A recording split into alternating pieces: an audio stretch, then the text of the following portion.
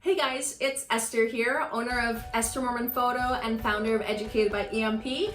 I'm so beyond thankful and pumped that you are here today in our video series. We are at video number 2 of our 3-part series called Things You Need to Be Doing Right Now as a Photographer. So I'm so excited about this because it's something I'm very passionate about, especially in this video number 2.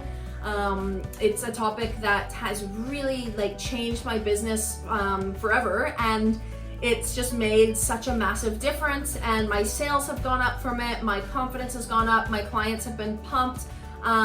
So it's something that's very simple that you can implement today, and it's gonna really help you change the way that you do business. So first of all, let me just tell you a little bit about me.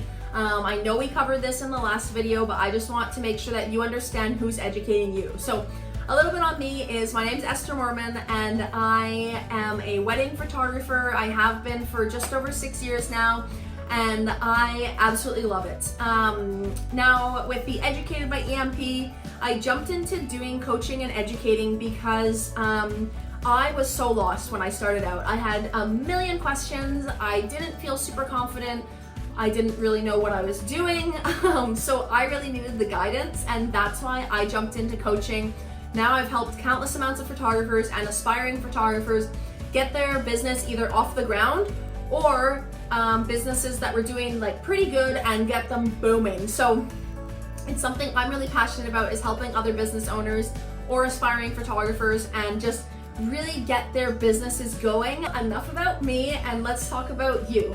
So the reason that you are here is because you're wanting more. There's something in your business or your life that isn't quite perfect, and you're wanting more.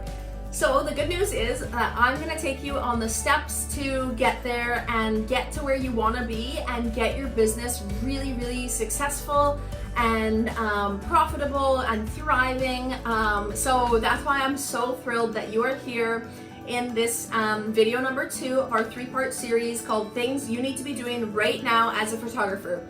So we are going to jump right in here, and video number 2, we are talking about contracts and payments. So I'm going over this because I'm super passionate that everyone needs to be doing this right now in their photography business.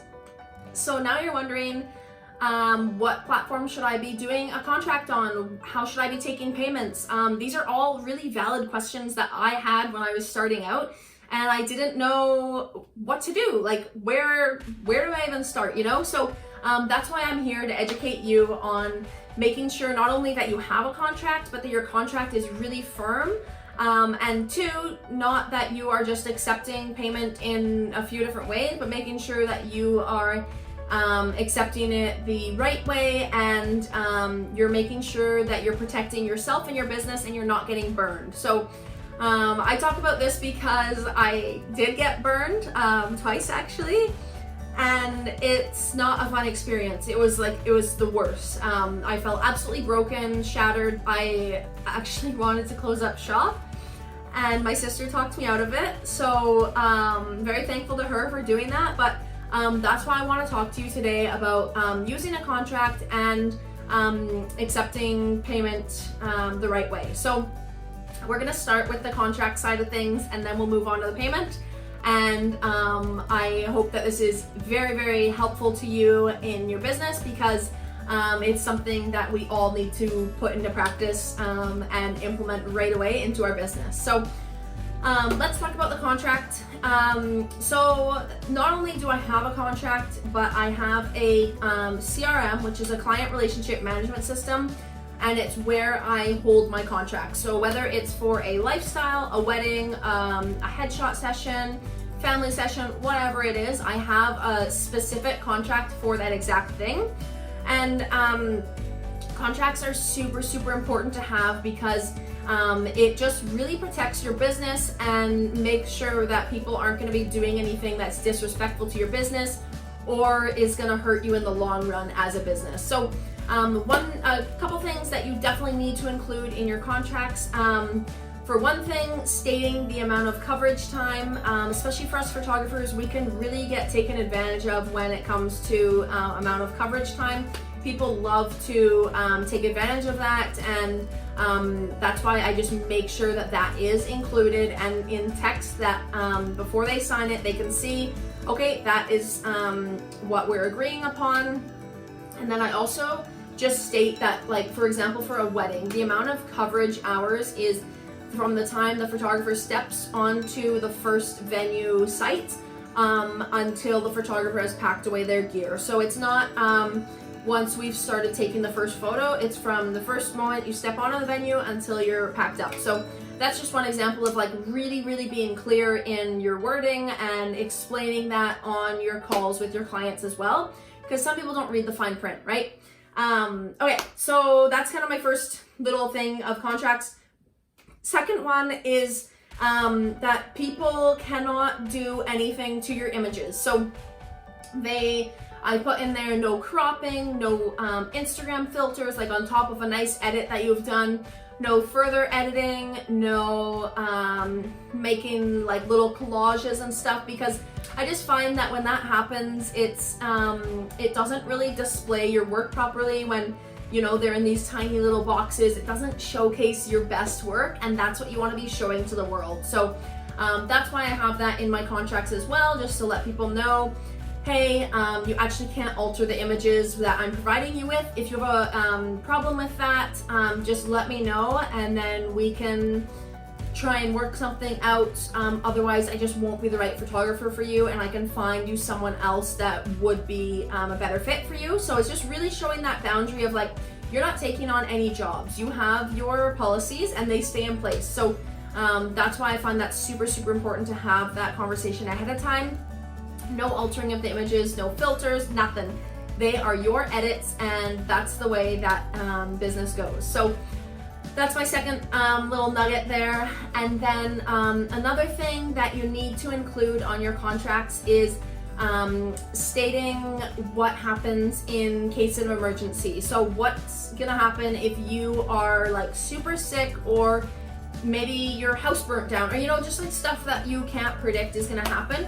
What's the backup plan? What happens to their deposits? You know, everything like that. So that's up to you to make that policy, but you need to have that in your contract so that people know, oh, that's what happens when, you know, if it's a big emergency, people need to be aware of that. So that's kind of some non-negotiables that have to be in your contract. And there's so many other things that are in mine, but I don't want to have this video hours and hours long. So I will have a video that will state like everything, but I just wanted to go over the main like make or break things that have to be in your contract. Okay, so on to the payment side of things. So this took me actually kind of a long time to perfect, and I perfected the payment model of what happens.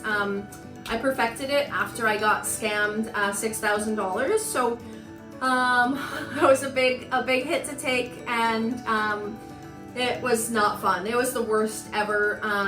I can fill you in on the details. I have another video that goes over my scam, but I perfected my payment policies after that happened. So that was kind of a good thing of the scam happening, was it gave me an opportunity to look at all my policies and be like, okay, I need to make sure that these are all set in stone, because it's super important when running a business to have these policies in place. So I'll tell you what I do for my payment policy, and obviously you don't need to do the exact same thing. It just gives you an idea of what I do for mine. So again, my payments go through my CRM, my client relationship management system.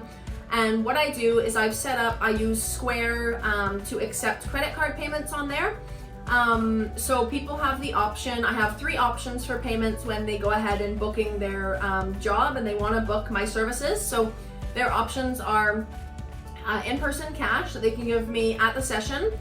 They can pay by e-transfer, or they can pay by credit card. So those are the options that I offer. One thing in that though is a 50% deposit is due upon booking. So I know a lot of photographers who do less than 50, they do like 20 or 30%. I personally don't like to do that, because I want people to pay 50% upfront. They're really serious. They're like, okay, I'm paying 50%. And when you do the smaller deposit ones, there is a higher chance that a client is gonna pull out and be like, oh, actually, you know what?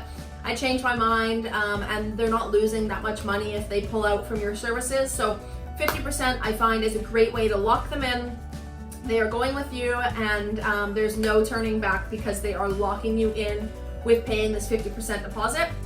And I find that something I didn't do before that I should have is all payment has to be cleared before any images are delivered. So I won't even send sneak peeks before the payment has cleared. So for lifestyle sessions, I'm like, no, like everything has to be paid. After we do the session, I send them the invoice. That's paid. Okay, great. Now I can release some images to them, and then people they understand it. Like I'm not gonna give images until payment's cleared. The only exception in this is with weddings, because I offer engagement sessions with all of my wedding packages. So obviously their final payment of their wedding payment is due on the week of their wedding date. So that would be the only exception, and that is obviously I'm gonna send them their engagement gallery, but they have also paid their 50% deposit. So that is the only time that I would ever deliver pictures before a payment has come through. So we've covered a lot today. We've gone over contracts and payments, and that's where I'm gonna leave it for this video number 2. And I'm so stoked to see where your business goes and how these tools can help you grow your business and really get it booming.